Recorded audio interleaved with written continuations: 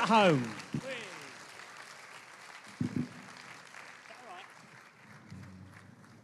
Squeeze in, everybody, squeeze in. Hi, everybody. I'm Jo. And apparently Robert said I've been brought out of retirement. Yeah! So if I'm a bit rusty, that's why. I'm very old. But I've got a bad cold, and but it's not coronavirus, as they say in Norfolk. It's not coronavirus. I'll just move. No giggling. Okay, hello, family. You've got does your microphone work? Do you want to check it? I think so. Yeah. Okay, let's have a big hello from everybody. Hello, family. Hello. Hello. Okay, there's quite a lot of them here. Okay, I don't know who's going to go first with the microphone.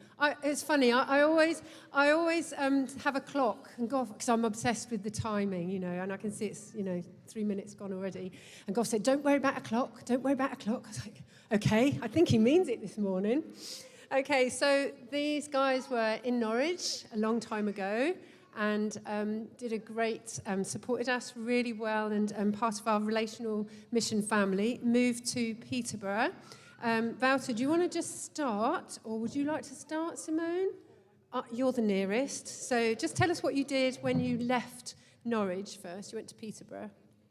Yeah, so we were in Norwich for 4 years, did lots of voluntary work here. Then we were involved in starting up Mile Cross, doing the kids' work frantic there, which was very exciting. They're here today to support you. Yeah, and then God really special. He called us to go to Peterborough, and then Wouter started off there doing children's work there as well, being part of the team, and then he became an elder, and I was involved in the children's work there as well. And we loved the church family, and it was amazing to see how the church, it wasn't going as well as it is going now, and it's just amazing how God has just transformed the whole church and makes it now it's like a thriving church, which is exciting to see. Great. And I know you've got how many now? Okay, you've got 4 girls. Just tell us their ages, or perhaps pass the microphone on and they can tell us their names. No. This is Elena, and she's 10. 10. I'm Mike, and I'm 13. This is Leek, and she's 7. She's a little bit sleepy because they had a 2-hour journey this morning. That's it. And this is Teska, and she's 5. Hi, Teska. And I won't tell you my age. Yeah. You can come and ask me afterwards. That's all right. Wouter, just tell us this. So one of the reasons that we're having a little interview is because you're moving to the Netherlands. Yep. Just tell us a little bit about how that came about first. So I think when people... we hear about church planting and it's all an adventure, but it's quite a big move for you guys, isn't it? Yeah. It comes when you least expect it, I guess. We got a prophetic word many years ago whilst we were still at King's, and we planned to come here for 1 year. Famous last words. 15 years later, we're still in England. But God said there's going to be a time where I'm going to call you to go back to the Netherlands. And I don't know about you, but when you get prophetic promises, you kind of sometimes forget about them for a little while, don't you? You kind of live with them, but not always as clear. And we were just settled. I took over leading the team in Peterborough for about the last 5 years. And then very surprisingly, 2 years ago, God started speaking, now's the time. And the prophetic word we had was, I said, at some point you will receive a call from across the waters that says, come over and help us. And we found ourselves in the Netherlands 2 years ago. We sat across one of the elders who was leading one of the Dutch churches. And he doesn't really speak English. He speaks Dutch mostly. But halfway through the conversation, he paused, he looked at us, and in English said, please come over and help us. That sounds like Goff. He always says, come to Norwich, exactly, yeah. And that's kind of where we started. Simone had a dream that we were at a church camp and that we stood up and that we announced that we were going to come to the Netherlands. The same summer, the camp happened, and minus the announcement, I can say, but it was a real moment of confirmation. So we kind of said, okay, God, it seems like you're in this. Would you confirm what you've just spoken? And we came back. I got a phone call from Morris, and he says, I've been asking you for the last 10 years whether you would consider moving back to the Netherlands, but I really feel your time has come. Would you please consider? And a few weeks later, I got a prophetic word from a worship leader in the church, and he said, I can see a picture of you. You're walking across the waters, and I feel God's opening a door to the Netherlands for you. So that was pretty clear. We thought, wow, God's in this. And that's where we started talking with the team, preparing. So that's what we've been doing for the last 2 years. It's been quite a fast-paced ride. We just handed over the church to Luke, who comes from Cambridge last Sunday. He's now leading the team, and we're really pleased to see them starting well. And then we started exploring, okay, the Netherlands, where? And maybe you want to tell that part of the story, Simone. So we started to pray. We started to gather some people who could speak into this and to hear from God. And it's been amazing, like the words, just one after the other, just really confirmed first a region, which was Gelderland, which is in the east of Holland, and then in that region, a city. And it was amazing, like there was someone had a picture of the city had a logo of a bird, and actually the city has a logo of a bird. And then it was an old city, and it is an old city that someone felt like it was an old city, and it actually is an old city. And then one really specific word, someone said, I just feel there's something, God wants you to be in a city where there's some kind of walking event happening, like a 4-day walking event. Now, Nijmegen is the city in Holland where there's like this 4-day walking event happening, and he didn't know anything about it. So it was all these words on top of each other that we felt God really sort of pointed us. And then one that was really, really, really amazing is like someone had a word about the Pieterspad, which is like a walking path that goes from the north to the south of Holland. And then there's someone else had a word about something about the Tentek route, which is also a route that goes from the west to the east of Holland. And then if you put these two routes together, where it crosses is Nijmegen, the city where God wants us to go to. So it was quite amazing how God sort of spoke these two words, and then we're like, right, X marks the spot, this is where we need to be. So, yeah. Wow, it sounds great. It's really encouraging for people as well, because everybody, when you're thinking of moving, and, it's great. Now, I just wanted to know, I know that I've seen you doing things with Relational Mission, lots of children's work, and I know family is very important to you. How have you intentionally encouraged the girls to join you in the adventure, or, change, I say? They've always been part of everything we've done. We always do things together. So I remember the summer that we were visiting the Netherlands, and we had that word come through. Alina was watching out the window when we were driving at some point in the car, and she said, we just moved house. It was quite a hassle to get there, but she just said, I just felt Jesus saying to me, next time we'll move house, it will be the Netherlands. And it was quite surprising. Alina doesn't really like moving house, and perhaps not so much self-interest in that, but it was quite remarkable. I think God already starting to speak to them in his own way, and we've been exploring that together, so talking things through. It's a big cost to pay, so for us, a lot of people saying, oh, you're going back home. 15 years later, no one in the Netherlands consider us Dutch anymore, but no one in England would consider us English either. So for these guys, they've all grown up in England. This is their home, so going to another country where you don't speak your first language, going to a school that's different, is going to be a big cost to pay. And we talk about that often together. We really admire their courage in that, and we're really pleased with that. But we also keep praying. This is an adventure we do together, and by no means we can do on our own. So we ask for God's strength in all of that. And I think that's really important, why we want to support you and have a church behind you, so that you don't feel you're going out there on your own without support from home in Norfolk.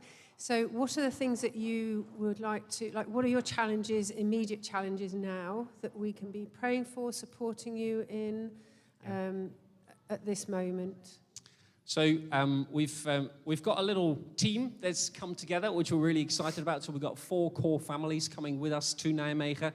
We're moving end of July. 2 of the other couples are moving in June already, and one of the other couples a bit later. And they come from all over. So we got one couple coming from the States, one from England, another one from the Netherlands. We've got a wider team of people kind of looking in, interested in coming, and they come from all over, Northern Ireland, India, South Africa, the Netherlands. It's quite an international bunch, which is really exciting. So I think between all of us, we've already got 9 nations represented, so a little core team of about 20 people. And we're really pleased. That really is the answer of prayer over the last few years, because these have all been remarkable stories. I won't tell you all of those, but we're really pleased with that. We've set up a little website called www.plantnijmegen.com, so you can read all about our adventures. There's a blog on there that tells you different steps of the journey, and there's different people in the team that have written blogs about some of our values that may sound very familiar to you, being part of the RM family. And we'd love you to follow us on Twitter, Facebook, Instagram, or online. Go check us out online just so you can be part of the journey and hear some of our adventures. We'd love you to pray with us. Very specifically, we're praying for a house. 2 months and a week to go, and not having a house does make us a little nervous. So when Goff asked who's feeling a little anxious this morning, I think that's probably in the back of our heads. So we're praying for a breakthrough in that. And then if you're interested in regularly praying with us or financially supporting us, there's lots of information online as well. And we're going to stay after during the lunch to tell you all about it for anyone who's interested. Great. Okay, I think we'll leave it there. Don't know if Goff wants to pray. I was going to cheer, but yes, I mean, they speak. I mean, Wouter their English is fantastic, isn't it? By the way, you do know that when we get to heaven, we're all going to have to speak Dutch, because on earth the Dutch have to speak everyone else's language. So just get yourself ready for that. But we love this family. We're so grateful to God for what they've done. They've meant to us as dear friends over the years, and we want to really get behind them as they go. And I mean, how many of you would like to? You think you might go out to Nijmegen? Oh, one hand went up there. I'm not going to keep you to this, but who might be up for visiting to encourage? We want to get behind. Hey, we're one church family across the nations, and we really want to be with you and supporting you. So, Father, thank you so much for this family. We love them. We're so grateful for what Wouter and Simone brought to us those years ago and served us so well. And now, Lord, we want to pray a big blessing on them, and I want to pray for this house. Lord, even right now, we pray for just a beautiful house, just right, in a right place, that's got the right number of bedrooms and everything else. Lord, we're praying for your provision. You're a good, good Father. We pray for the provision of a house for this beautiful family. In Jesus' name, amen. Thank you, Joe. And thank you, children. You've been really, really, really good. Bless you. Thanks for sticking with us. Thank you. Good morning, Norwich. It's so great to be with you. We've got such warm memories. It feels like coming home. This is wonderful. We do a little tradition in our family. We make a little year video to look back over the year. We watch it at New Year's Eve, and I've been working my way back to make little videos from the time when the kids weren't around yet. And there's some lovely videos we have of us walking around Norwich. Some of you were in there. Some of you still had hair then. Some of you looked a lot younger. We looked a lot younger. But it's such a sweet memory that we have, and it's a real privilege to be here. We're your biggest supporters and fans. It's always great to come here. I regularly come and visit Goff, and I always get a warm welcome and a free coffee in the cafe, and it's been such a pleasure. So it's my privilege to speak to you today, and I'm going to talk about a subject called the fragrance of Christ. Now, you may have heard that before, you may not, but it was really something that got put on my heart over this last 2 years as we've been preparing for Nijmegen, and I wanted to share it with you. And it started with quite a miraculous event, really. We were in Nijmegen last summer. We had a little core team together to actually be on the ground. We had never been in Nijmegen before, so all the prophetic words were very clear, but we said, we better go and check it out first. So we were there, and we thought, how would we get to know this city the quickest way? If you were in any city, where would you go to find out more about the city? Yeah, the tourist information. They'll give you a very nice, detailed description, wouldn't they? But one person in our team had a great idea. Alke, he's also a Dutch guy. He said, we should go to the hairdressers. Because the hairdressers talk to everyone. And they know everything, right? So that's what we did. He went to a hairdresser called Mr. Beard. And as I didn't have a quite so fancy beard, I went to the other one called the Four Brothers. It was the most expensive haircut I've ever had, I can tell you. I did not check the price before I walked in, but it was quite an occasion. I sat down and I was treated like a gentleman. It was fantastic. And I had a hairdresser called Max. So I said, Max, I'm here visiting Nijmegen. I want to know more about the city. Tell me about Nijmegen. So Max started telling me about Nijmegen and all the things that you could see there, and it was a rather interesting conversation. And then he asked me and said, well, what are you doing in Nijmegen? So I told him, I said, well, God's been speaking to me about coming to plant a church in Nijmegen. And I told him our story, a bit about our family, and I said, do you have anything with faith? And he said, well, my faith is LSD. I didn't quite know what to say at that moment. So I said, tell me, how does that work? And then instantly regretted it because I got a little workshop there and then about how LSD experiences work. If you want to know more about that, come and find me after the service. But I don't think we should do that now.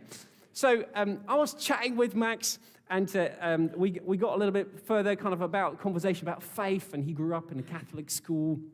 And he kind of said to me, he said, well, I'm looking for something. I know that there's more, but I already know it's not going to be the church. It's not for me.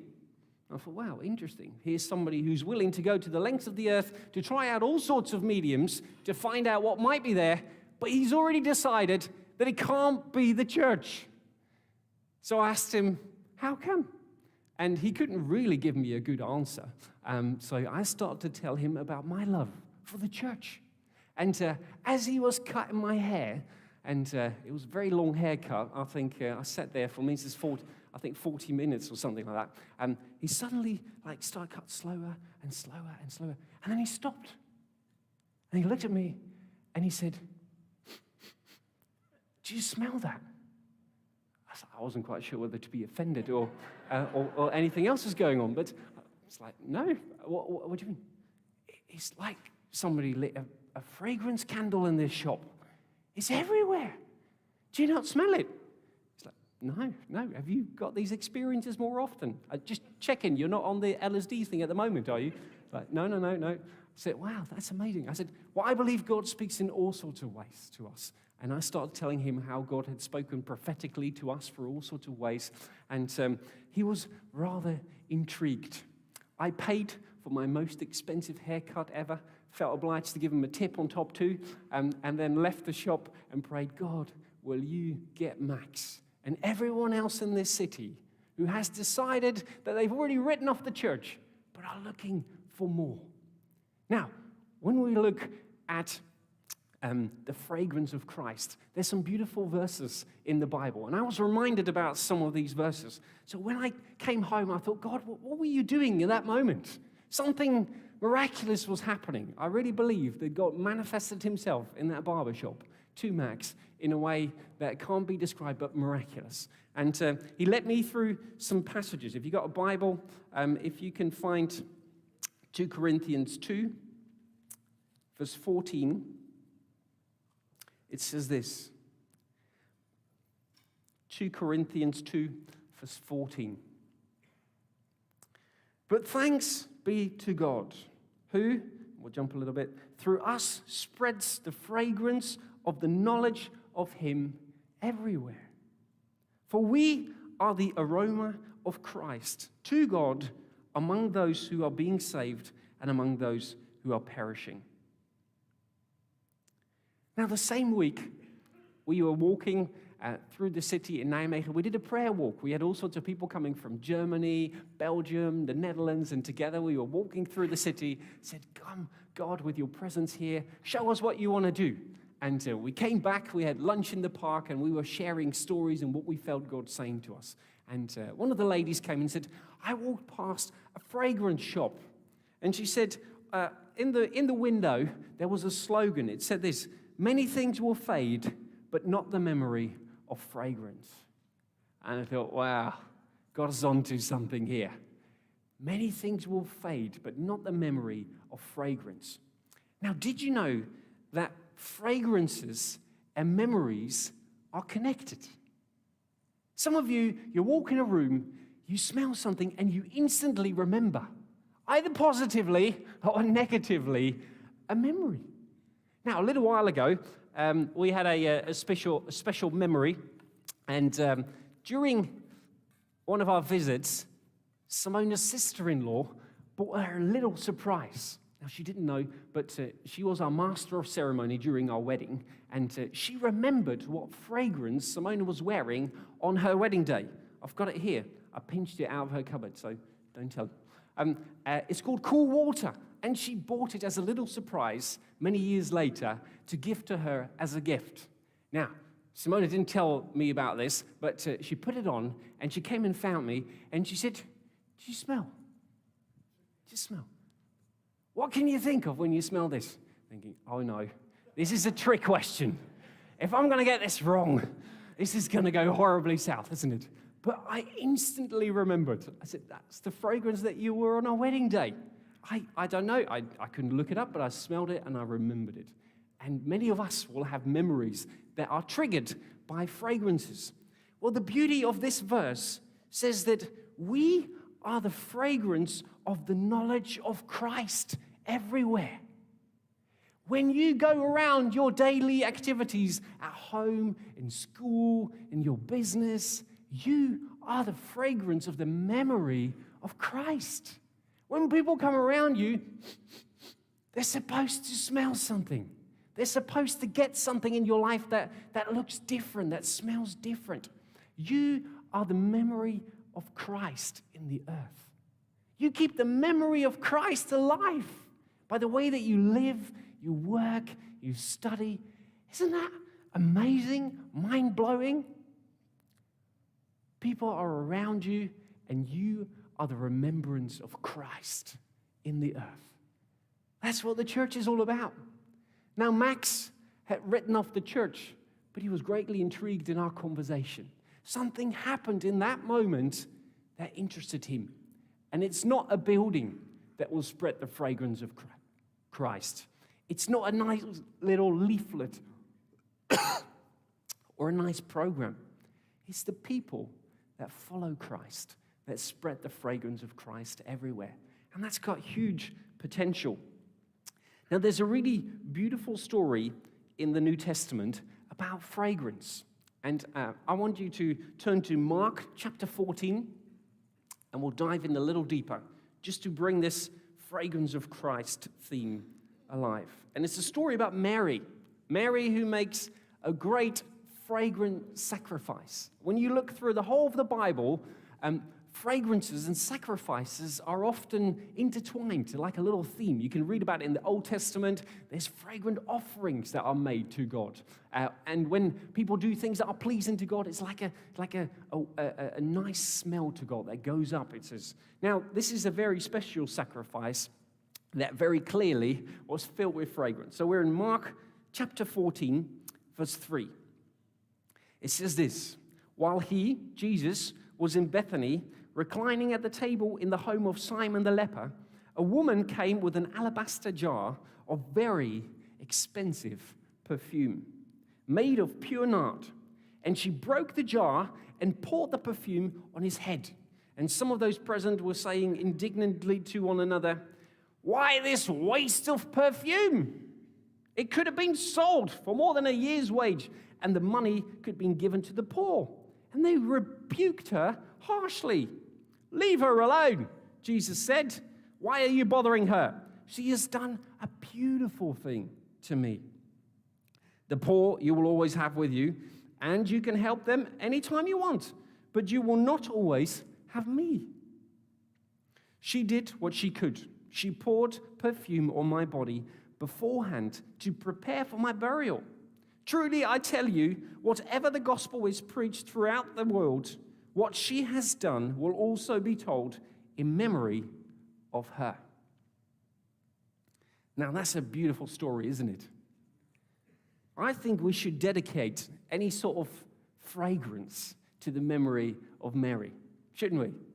Everywhere you go, you smell something nice. It says, her story will be told, and she will be remembered. As we do that this morning, this is what Jesus said. The story will go everywhere, and we'll remember what she did. 2,000 years later, we're reading through Scripture, and that story is a reminder to us again. Now, what's so special about this story? Well, Mary had something that was very, very expensive. Now, I tried to find something that looked vaguely like it. I couldn't really find a 2,000-year-old jar, so I thought I went go for this. This is a half-liter jar, and the perfume that she had was half a liter. That's quite big, isn't it? When you go to the shop normally, like you pay an absolute fortune just for this little bottle. Now imagine it coming in a bottle like this. Anyone got a perfume jar on your beauty shelf that this size? Any aftershave? No? No, I don't think so. We don't really have that sort of thing. That is worth a fortune. Well, back in that day, it was worth even more because fragrances were not widely available. It was only for rich people. And when you dig a little deeper into the story, we can find out that the fragrance was pure nard. Now, nard had to be imported across the Himalayas to all the way to Israel to get there. It had a long journey, and it wasn't flown over in a jet. It had to be taken across on foot or with some sort of traveler's arrangement. And it was very, very expensive. It was estimated to be about 36,000 pounds. Imagine 36,000 pounds. So when Mary came in and she anointed Jesus, this was not a nice thing you do to make somebody smell lovely. Like, this is an outrageous, enormous, generous gesture from Mary. She basically sacrificed everything she had. Now, it was probably expected to be some sort of heirloom or maybe an inheritance or something she had, but it was very clear this was going to be the most costly thing she possessed. And by breaking it and pouring it over Jesus, it was likely to cost her quite a lot, more than just a perfume. It was like selling your house or like your future or your business. This was like a big thing to give up. Now, as she did it, she released her sacrifice, and it spread like a fragrance. But in order for her to be able to do that, she had to break the jar. It says in one of the other Gospels. She had to break the jar. Now, this wasn't a bottle that you could kind of like take the lid off and then just take a little spray, just to kind of, that's what we do. Like, don't use it all at once, just a little bit. That's not what she did. Now, I don't know whether you've ever sat on the train or a bus and somebody had kind of clearly broken half their jar open and put it on. That's not pleasant, is it? Sometimes you're kind of like sitting on the side of the window, just kind of try to get some fresh air. So imagine breaking a bottle of half a liter perfume. I think everyone was hanging out the windows after that, right? That was a fragrance, like that was powerful. And she couldn't just take a little whiff. She had to break the whole thing. It was all or nothing. It didn't come in a little jar that you could open. It was like, yes or no. And that's what she did. She broke the whole thing. Now, I'm not going to try and attempt that because the modern design is a little sturdier. But she had to break something. She had to break something to sacrifice to Jesus. Now, when people look around the way that we live, they're not supposed to be seeing people who've got it all together, who are perfect. I wish I was perfect like you. I wish I had it together like you. That's not what it means to be a Christian.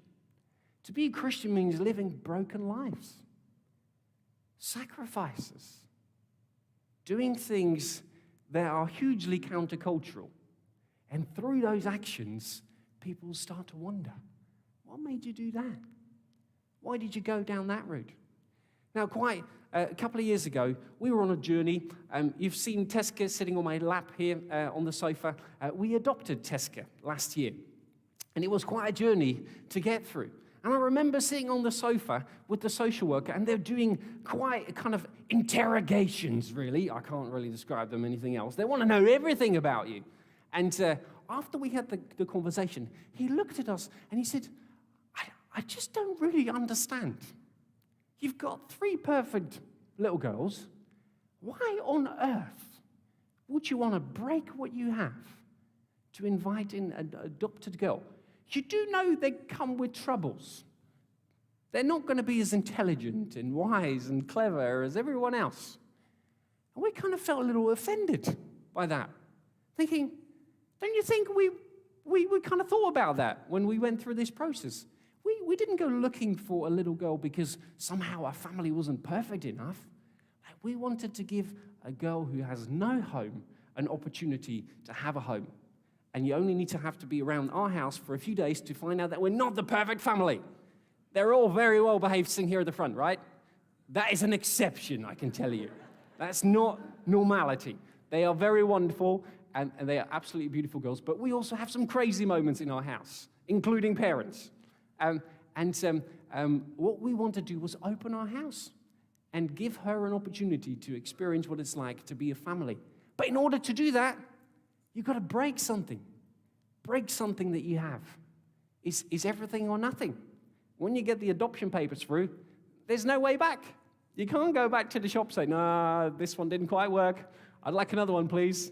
That's not how it works with children anyway, isn't it? But you have to be able to give something up, to break something in order to welcome in. But through that, the fragrance of Christ is released. I can't tell you how many times we've had conversations with people when she joined our family and talking about what it means to open your house and your family. And there's almost no better picture to explain what the church is like and what the family of God is like. There's you and me, isn't it? We're invited into the family of God. We're invited into God's family. And thank God, God didn't want to keep a tidy house. There would be no place for you and me, would there? But God has invited you with all your warts and all because he is willing to give everything he had. Now, this is what Mary did. This is why she continues the remembrance of Christ in the earth. Now, when we continue the story, we can see that her sacrifice was not really met with approval. It was met with disapproval. People were offended by what she did. She could have sold it. That would have been worth so much, and we could have given it to the poor. Some people could be offended by the way that you live, and that's okay. When we've been telling the story about going back to the Netherlands, a lot of people kind of been saying, why on earth would you want to do that? Like, not everyone understands. When you're putting in some sacrifices to follow Christ, not everyone's going to understand. It says to one, there'll be the fragrance of life, and to the other one, there'll be the fragrance of death. There's 2 opposites for you, isn't it? And what was happening wasn't really met with lots of favor, but Jesus looked through it, and he saw what she did. Now, following Jesus is a bit of an everything or nothing kind of thing. It's not like a one toe in and I'll see how that goes. It's learning how to give your all to God. Now, for us, this journey has been about learning how to give our all. I'm not standing here and we've made a random decision to go to the Netherlands to follow Jesus and leave everything behind. This has been a journey God's been taking us on. I just want to tell you a little bit of that journey in very practical terms. So I think it was about 4 years ago, we had a real desire to buy a house. And we've been renting places for many times, and we had a real desire to buy a house. Now, I don't know about you, but a kids' worker salary back then didn't go very fast saving up for a house. So we had painstakingly set some money aside, I think about £2,000 as a little start of a deposit. Now, we were praying and said, God, to be honest, if we're going to do this our way, it's probably going to take another 25 years, and the kids have already left home by the time we're going to buy a house. We're going to need a bit of your help. And we said, we've got £2,000 together, we kind of want to trust you with this.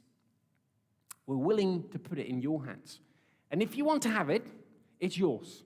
You'll just have to let us know. Well, a couple of days later, I meet this lady in the church. She's quite devastated. She's about to be put out of her home. And I talk to her, and I say, wow, what's going on? And she kind of tells me, and I ask her, what do you need? And she said, well, I need to pay quite a few months' rent up front, and that's going to come to £2,000.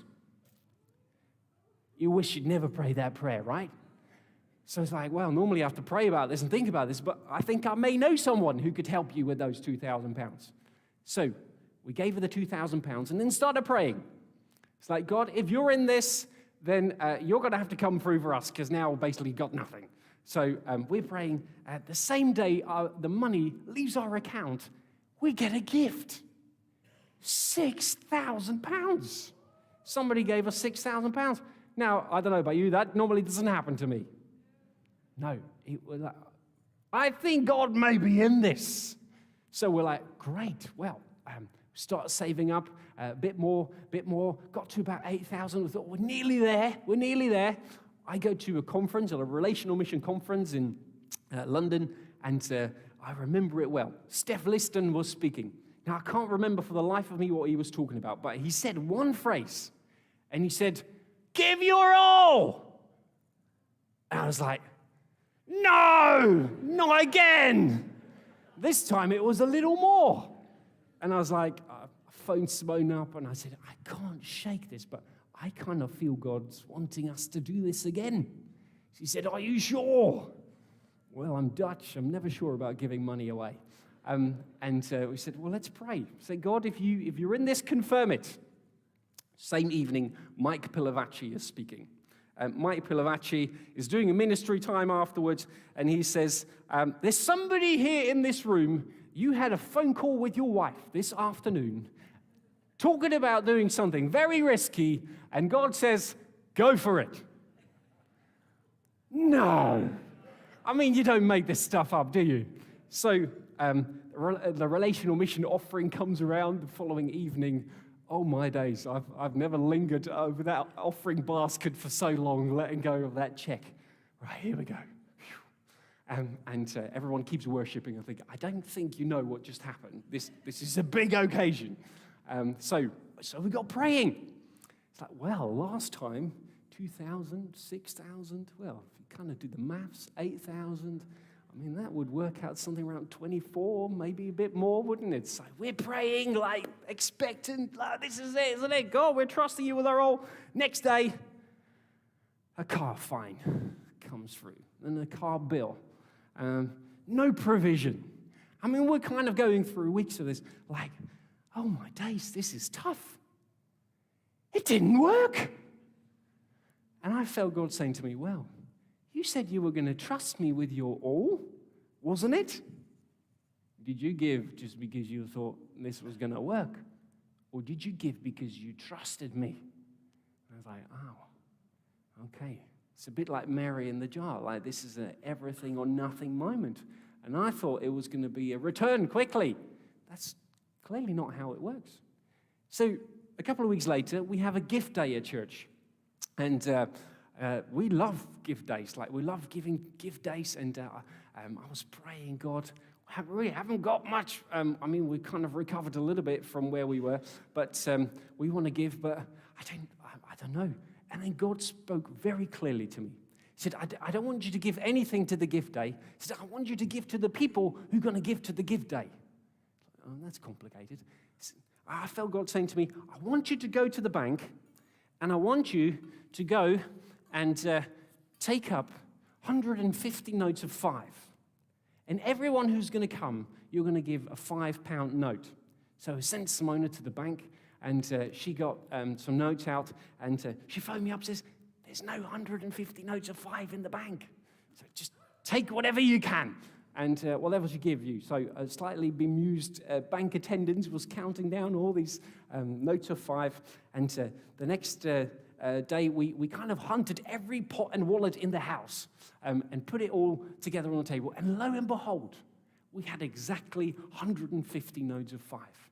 So we sat our girls Sunday morning around the table, and we said, we feel like God's saying, you've trusted me with your savings, now it's time to trust me with your everything.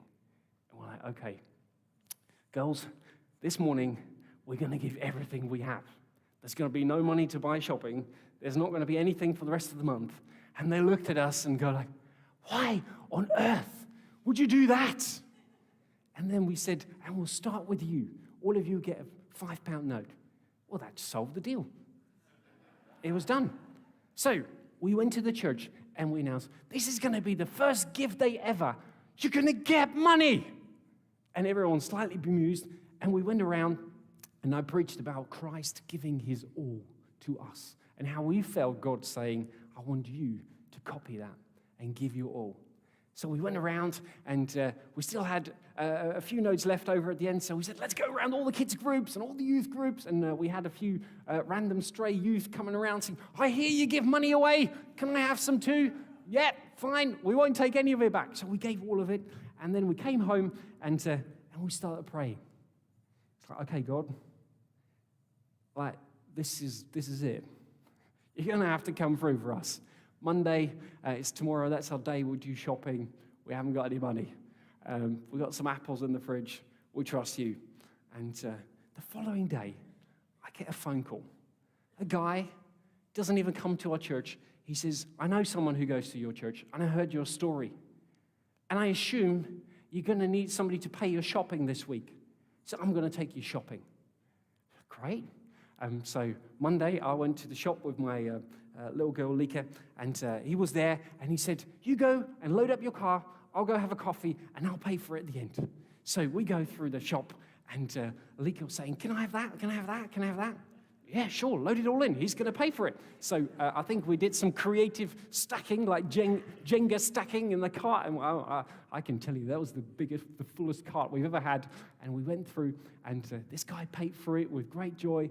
We came home, and I remember Lika's face when she was carrying these bags. She said to Simona, look what Jesus has bought for us. It was incredible. We sat around the table, and I can't tell you what a good Father we have. When you learn how to trust him with your everything, when you make sacrifices, he will care for you. Now, at the moment, we're preparing to do it again. We're going to go to the Netherlands. Do you know how much money it costs to move a family from Peterborough, sell a house, pay your mortgage fees and whatever, then buy a house in the Netherlands and land there? 36,000 euros. That's more than everything we have. But we trust God that he's going to go and provide for us along this way, because he has every step of the way. Now, we're still praying. Thank God, by God's grace, we were able to buy a house a couple of years ago. And now God's saying, I'll have it back, please. Okay, here you go. You'll have it back. That means giving you everything. Now, when Mary was at Jesus' feet, she broke everything she had and she gave it to Jesus. Now, Mary didn't do that because there was some sort of fundraising activity happening that needed to be done. This is as close as I get to a piggy bank. It's a doggy bank. Mary didn't give her everything because somehow the disciples were in need. Mary didn't give her everything because somehow Jesus had asked for it. Mary gave her everything because she had seen something in the Spirit that was going to happen. I don't know whether you picked it up, but it said this. She did, verse 8, what she could. She poured perfume on my body beforehand to prepare me for my burial. She had seen what was going to happen next. And what was going to happen next was Jesus not giving some sort of year's salary away, not just doing a nice fundraising activity, giving everything he owned. Jesus was about to be broken. Broken for the whole world, for you and for me. And Mary had seen that. She had seen that Jesus was going to do something extraordinary and that he was going to die, and she was going to balm his body beforehand. I believe there was some sort of revelation that was happening in that moment. And she saw what no one else saw. How do we know? Because she was crying all the way through. She was crying, it says in some of the other Gospels. Mary had seen what was happening. Now, when Jesus died on the cross and the Son of God gave everything he had, everything, his whole body, all his money, everything he had possessed, the whole earth was his. He gave all of that up for you and for me. Now, when you see that with your eyes, it's not hard to give up the little that you have. Jesus doesn't say, well, I need a bit of money for you because I can't do my mission without you. He's not some sort of fundraiser. He's the Son of God who gave everything he had for you and for me, and now involves us in his mission to tell it to the whole world. And as you give your all, that beautiful, sweet-smelling fragrance of Christ will go up to heaven and to the whole world, and it'll be a testimony of the sacrifice that Jesus made for you and for me. When you learn how to trust Jesus with your everything, when you're willing to break the bank for him, when you're willing to break your family for him, when you're willing to break your career for him, when you're willing to break your nice, fitted plans for retirement for him, he's glorified. And your sacrifice will demonstrate something of the sacrifice that he made for you and for me. Isn't that an outrageous privilege? Doesn't that change your mind when it comes to giving? When your church goes through seasons of giving and giving, it doesn't do so because it likes to reach the papers or because it always needs more money. It does so because it reflects the gospel. Some people think, my ideal church will be a place where they never ask for money. Well, I can tell you, if there's a church that does not talk about money, there'll be no resemblance of the gospel in your life in that area. And trust me, in this world full of possessions, the one thing that speaks louder than words is sacrifices. Sacrifices. Now, I can't look in your life. I don't know what it means for you to hand the doggy bank to God and say, here, have my everything.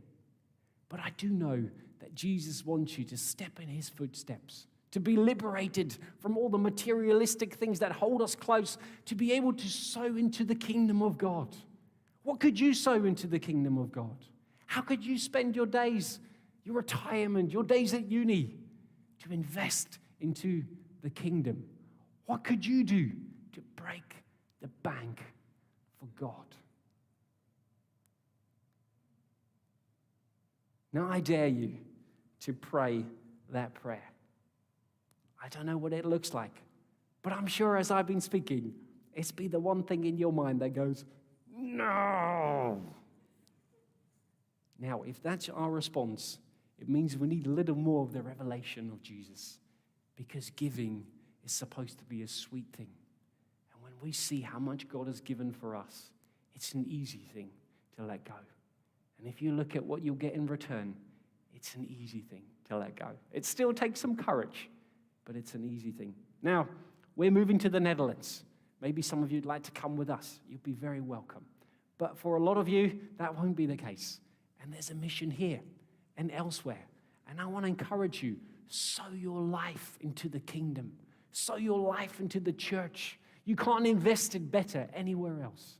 And when other people see that, they'll pick the fruit, and new life will be birthed everywhere. You see, my desire is for people like Max to step into a church and have a different experience. For people like Max that I met right at the start to walk into a church and go, wow, something's up. The fragrance of Christ is here. Now I'm going to read one of Goff's favorite quotes from Courageous Leadership. And it talks about the church.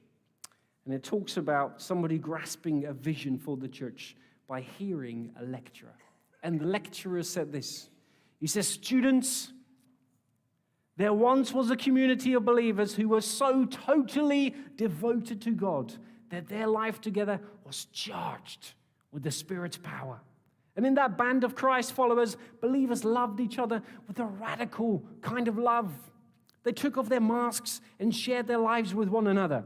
They laughed and they cried and they prayed and they sang and served together in authentic Christian fellowship.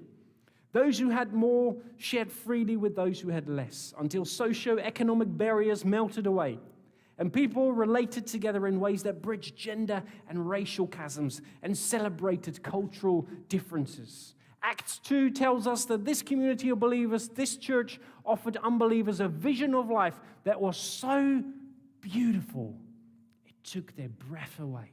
It was so bold, so creative, so dynamic that they couldn't resist it. And verse 7 tells us that the Lord added to their number daily those who were being saved. That's my vision. I want to plant a church in Nijmegen described like that. Acts 2. I want that again in a new place. Norwich. We want a church like that, don't we?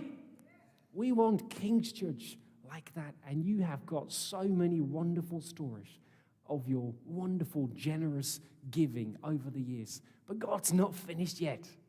It's supposed to multiply. It's supposed to multiply. And I want to encourage you. I feel God has got some very specific things for you as a church. I felt God saying there's going to be coming a season in which you need to dedicate yourself to prayer and fasting. Because I'm going to do something special. And it says in the early church, when the church started to dedicate itself to prayer and fasting, something quite special happened. We can read in Acts the story of how Paul and Barnabas were set apart. Now, during that time, it said that the church was praying and fasting, and during that time, God spoke to them and said, set apart Barnabas and Paul. Now, I believe as you go through a season of prayer and fasting, and I gather you have had other prophetic words about this, that God's going to call some of you. I think specifically some in your leadership team to go and invest and travel, not just here in Norwich, but also elsewhere, invest in the kingdom. And he's going to call some of you to go, to be set apart for the kingdom. Next to that, I think as you learn how to give away your best, and you have got many wonderful stories of giving your best, God's going to increase your flow. As you give away leaders, God's going to bring back leaders. Now, God's provision works a bit like a tap. It's not like a bucket you kind of empty. It's like a tap. You open it and it comes out and it starts to flow. As you give, you'll receive. And in many ways, that's not always the same way as what we expect it to be. But as you give, I believe God's going to add to you some new leaders. And I think there will be a multicultural expression of leadership in ways that you haven't seen before yet, raised up in this church. And as you give, I believe there's going to be a cycle in which you give and you'll receive, and you'll be able to give more and receive more. And through that, God's going to do a wonderful thing. Now, I think specifically when it comes, it says in Acts 13, it talks about Barnabas and Saul being in the local church there, about teachers and prophets. I think there's a special anointing on your church for teachers and prophets to be raised up, to be multiplied, and to be sent out. I have greatly benefited from teachers and prophets, and I want to encourage you to continue to go after that as a church. Finally, I feel that there's going to be a very important investment for you guys when it comes to those who are in the age of retirement. I took Simona to Holt this week. We walked around. We had 2 days at Byford's. It was brilliant. And we just couldn't help but seeing so many retired people having high teas and walking around Sandringham all day. Now, I haven't got anything against Sandringham and high tea. That's what we did this week. But I'm going to tell you, if that's how you spent your retirement days only, then I think something is going to skew. You have got something unique to give in your age of retirement and a unique capacity that you won't have in other season of life. And I want to encourage you, don't go sit on the back row. Be involved, active involved. Ask God, what adventure do you still have for me? I love the story of Caleb when he's old and retired saying, I'm going to go for a challenge. Give me the hills with the giants. And I think for you guys, there's going to be a similar thing. And then I think that's going to be related to students. I mean, Norwich is a wonderful city where there's lots of students. Now, I don't know about you, but often when you think about student workers, you kind of think, well, if I'm kind of hip and young and if I got it together, then I could probably join the student team. I think God's going to do something different here in Norwich. I think people of all ages. And the thing that students need most, I mean, we've been doing some research into Nijmegen particularly and mental health across students. The one thing that student needs most in this season is family. When they're away from home, they've got no place to anchor themselves, no place to belong. They need family. And I want to encourage you, whatever that looks for you like in this season, I think God has a specific anointing for you to welcome students from every walks of life. I hope that's okay. I'll leave that with your leadership team to weigh and to work out, but I felt God saying that. Now, to finish off, I thought, why don't we finish with a bang? A literal bang. Are you up for that? I've got a piggy bank here, and I thought I'll bring something else just to help you not forget this message. And it may get a little messy, if that's okay. Do you think this is sturdy enough? Am I going to break it or not? Yeah? All right, I'm going to try. When it comes to giving your all, it does take some courage. And I want you to go away this week and pray some prayers and say, God, I'm willing. And all you need to do is make yourself available and find out what comes from there. You ready? 3, 2, 1. The doggy bank is no more. When you go home, pray some of these prayers. Don't be encouraged by stories other people tell. Make sure you've got some stories to tell that are yours.